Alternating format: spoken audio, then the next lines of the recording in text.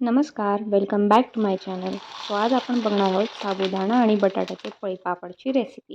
ही recipe करायला अगदी सोपी आहे. यासाठी इथे मी अर्धा किलो साबुदाणा घेतला आहे, जो मी आदल्या दिवशी दुपारी भिजवला होता आणि दुसऱ्या दिवशी सकाळपर्यंत साबुदाणा छान भिजवून तयार आहे.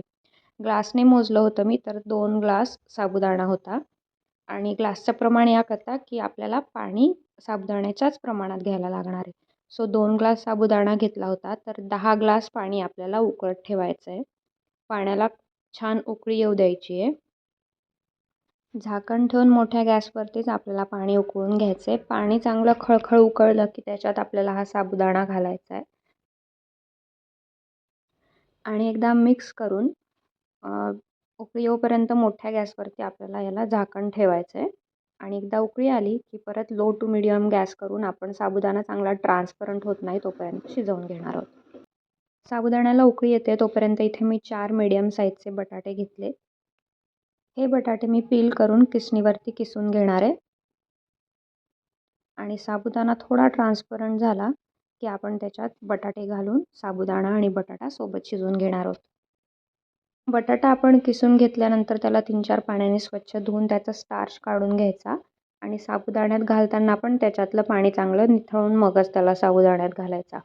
साबुदाणा आणि बटाटा एकत्र केल्यावर मिक्स करून मग लो टू मीडियम गॅसवरतीच त्यांना शिजवून घ्यायचं आहे. साबुदाणा खालून लागणार नाही याची काळजी घ्यायची आहे, म्हणजे मधनं आपल्याला ते मिश्रण ढवळत राहायचं आहे. साबुदाणा बऱ्यापैकी शिजला आहे, तर यात आपण बाकीचं साहित्य घालून घेऊया. यात मी रेड चिली फ्लेक्स आणि मीठ घातलं आहे. तुमच्याकडे उपवासाला जिरे चालत असतील तर जिरे घालू शकता किंवा हिरव्या मिरचीची पेस्टसुद्धा घालू शकता. मिश्रण आपलं शिजलं आहे की नाही हे चेक करण्यासाठी ताटावरती एक पळीने घेऊन मिश्रण असं टाकायचं आणि ते ऑटोमॅटिक स्प्रेड नाही झालं पाहिजे, म्हणजे त्याचा पापड तसाच शेप होल्ड करून राहिला पाहिजे, म्हणजे आपलं मिश्रण शिजलं आहे. इथं आपलं मिश्रण चांगल्यापैकी शिजलं आहे, घट्ट झालं आहे.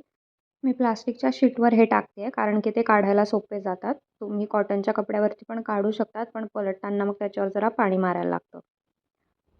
माझ्याकडे ऊन येत नाही, मी हे फॅनखालीच वाळवून घेणार आहे आणि एवढ्या मिश्रणात माझे 80 पळीपापड तयार झाले होते.